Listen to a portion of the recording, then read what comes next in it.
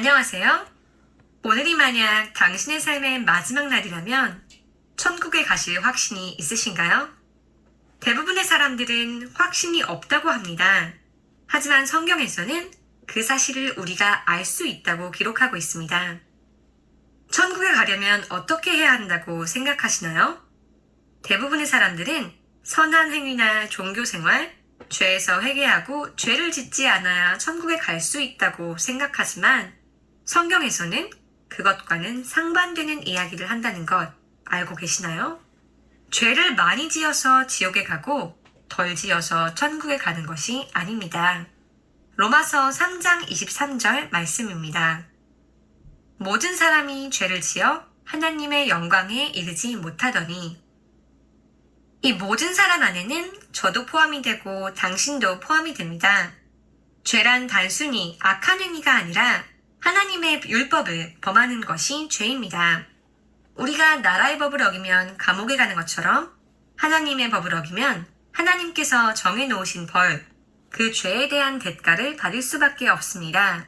로마서 6장 23절에는 죄의 삭은 사망이나 라고 말을 합니다. 삭은 쉽게 말하면 보수라는 뜻입니다. 우리가 일을 하면 대가로 보수를 받습니다. 이처럼 모든 사람이 죄를 지었기 때문에 그 대가로 사망이라는 보수를 받는 것입니다. 그런데 여기서 말하는 사망은 몸이 죽는 사망만이 아닙니다. 몸이 죽는 것은 첫째 사망입니다. 그렇다면 둘째 사망이란 뭘까요? 성경의 맨 끝책인 요한계시록 20장 14절에서 15절에서는 이렇게 말을 합니다. 사망과 지옥도 불호수에 던져졌더라. 이것은 둘째 사망이니라. 누구든지 생명책에 기록된 것으로 드러나지 않은 자는 불호수에 던져졌더라. 즉, 둘째 사망은 혼이 죽는 것, 지옥에 가는 것입니다. 요한계시록 21장 8절에서는 어떤 사람들이 둘째 사망에 가는지 설명되어 있습니다. 그러나 두려워하는 자들과 믿지 않는 자들과 가증한 자들과 살인자들과 음행을 일삼는 자들과 마법사들과 우상숭배자들과 모든 거짓말쟁이들은 불과 유황으로 타는 호수에서 자기 몫을 받으리니 이것은 둘째 사망이니라. 이 중에는 살인자도 포함이 됩니다. 사람이 몇 명이나 살인을 해야지 살인자가 되는 걸까요? 네, 한 사람만 살인을 해도 살인자입니다. 그렇다면 몇 번이나 거짓말을 해야 거짓말쟁이가 되는 걸까요? 한 번이라도 거짓말을 한다면 그 사람은 거짓말쟁이가 되는 것입니다. 로마서 3장 4절 말씀입니다. 참으로 하나님은 진실하시되 사람은 다 거짓말쟁이라 할지어다. 그렇다면 저와 당신을 포함한 모든 사람이 단 한 번씩만 거짓말을 했어도 둘째 사망, 곧 지옥에 갈 수밖에 없는 죄인이라는 뜻입니다. 그러나 하나님이 사랑이시다면 모두가 지옥에 가는 것을 원치 않으실 것입니다. 그래서 하나님께서는 이 문제에 대해 특별한 해결책을 만들어 놓으셨습니다. 로마서 5장 8절 말씀입니다. 우리가 아직 죄인이었을 때에 그리스도께서 우리를 위해 죽으심으로 하나님께서 우리를 향한 자신의 사랑을 당당히 제시하시느니라. 우리는 지옥에 갈 수밖에 없는 죄인이지만 우리가 지옥에 가는 것을 막으시기 위해 그리스도께서 우리를 위해 죽으셨다고 기록하고 있습니다.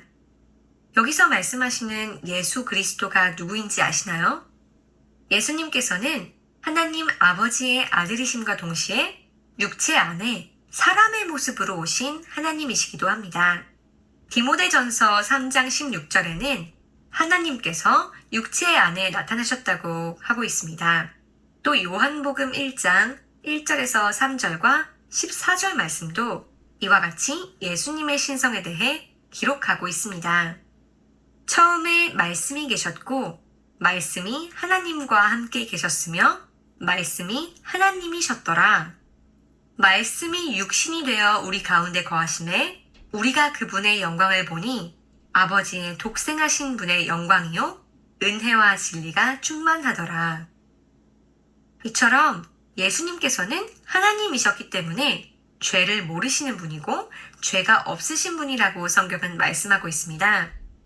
고린도후서 5장 21절 말씀입니다. 하나님께서 죄를 알지 못한 그분을 우리를 위하여 죄가 되게 하신 것은 우리가 그분 안에서 하나님의 의가 되게 하려 하심이라. 또 히브리서 4장 15절 말씀입니다. 우리에게 계신 대제사장은 우리의 연약함의 감정을 몸소 느끼지 못하시는 분이 아니요 모든 점에서 우리와 똑같이 시험을 받으셨으되 죄는 없으신 분이시니라. 예수님은 하나님이시기에 사람이 할 수 없는 수많은 기적들을 행하셨습니다.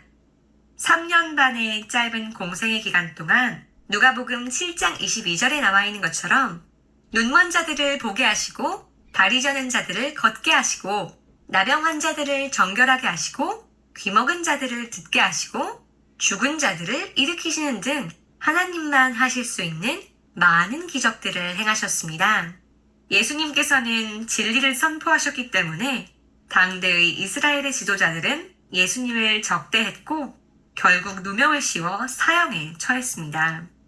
바로 그 당시 가장 악질의 죄수만을 처형했던 십자가형이었습니다. 베드로전서 2장 24절 말씀입니다. 친히 나무에 달려 자신의 몸으로 우리의 죄들을 지셨으니 이것은 죄들에 대하여 죽은 우리가 살아서 의에 이르게 하려 하심이라. 그분께서 채찍에 맞음으로 너희가 고침을 받았나니. 이처럼 예수님께서는 죄 없는 자신의 몸으로 돌아가신 것이 아니라 사실은 우리의 죄들, 우리가 과거에 지었던 모든 죄들과 현재 짓고 있는 모든 죄들, 또 미래에 지을 모든 죄들을 다 지시고 돌아가셨습니다. 돌아가신 다음에는 그분의 몸은 밤낮으로 사흘 동안 무덤에 있었습니다.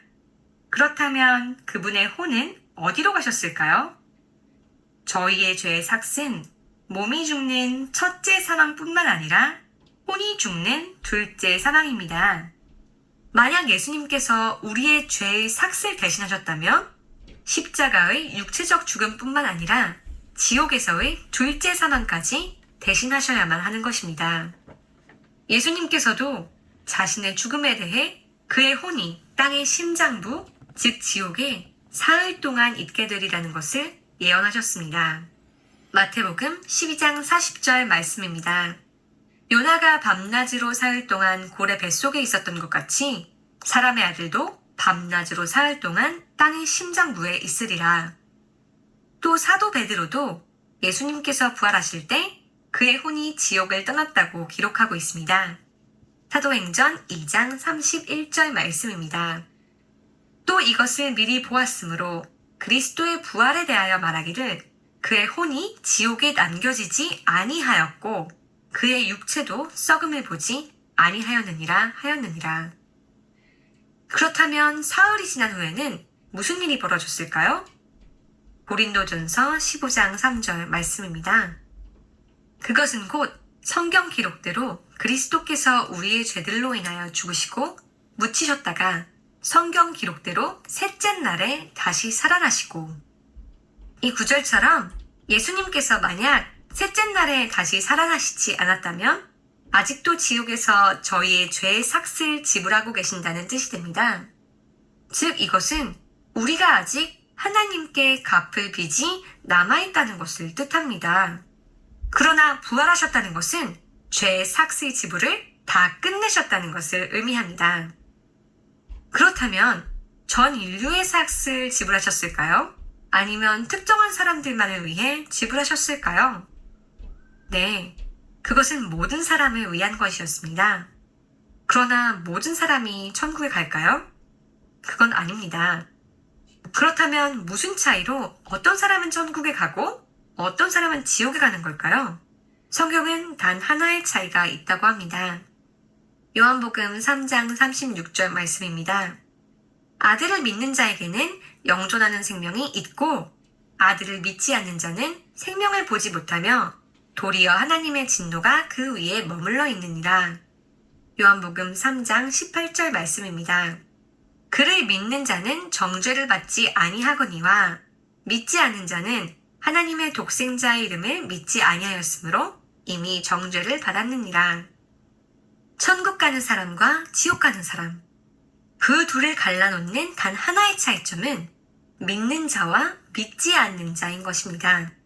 성경에서 말하는 이 믿음은 지식으로 아는 것과는 다릅니다. 믿는다는 것은 그 믿는 대상을 100% 신뢰하는 것입니다. 우리가 종교생활 또는 선한 행위를 신뢰하여 그것들을 행함으로 천국에 간다고 생각한다면 우리는 우리 자신을 신뢰하는 것이겠지요. 그러나 예수님을 믿는다는 것은 우리의 행위나 선함을 의지해서가 아닌 십자가에 못 박혀 죽으시고 묻히셨다가 다시 사셔서 우리 죄를 제거하신 그분을 신뢰하는 것입니다. 그 어떤 행위도 필요하지 않기 때문에 에베소서 2장 8절에서 9절에는 이렇게 말씀하고 있습니다. 너희가 믿음을 통해 은혜로 구원을 받았나니 그것은 너희 자신에게서 난 것이 아니요 하나님의 선물이니라. 행위에서 난 것이 아니니 이것은 아무도 자랑하지 못하게 하려 함이라. 또 로마서 6장 23절도 다음과 같이 기록합니다. 죄의 삭은 사망이나 하나님의 선물은 예수 그리스도 우리 주를 통해 얻는 영원한 생명이니라. 어떤 사람이 당신께 만약 5만원짜리 성경책을 선물로 드리면서 5천원만 주세요 한다고 하면 그것이 헐값이라고 해도 선물이 아닙니다. 만약 그가 그 성경책을 드리면서 대가로 심부름을 부탁한다고 해도 그것은 당신이 그 심부름을 한 대가, 삭을 받는 것이기에 선물이 될 수 없습니다. 그렇다면 만약에 그 사람이 이 성경책은 영원히 당신의 소유인 것을 약속하며 드린다고 가정합시다. 몇 년 후에 성경책에 먼지가 뽀얗게 쌓여 있다고 해서 그 사람이 실망하여 다시 가져간다면 어떻게 될까요? 그분이 무슨 이유로든지 드린 것을 다시 가져간다면 그 성경책은 그 사람이 처음에 약속했던 대로 영원히 당신의 것이 아니었으니 그 사람은 거짓말쟁이가 되는 것입니다.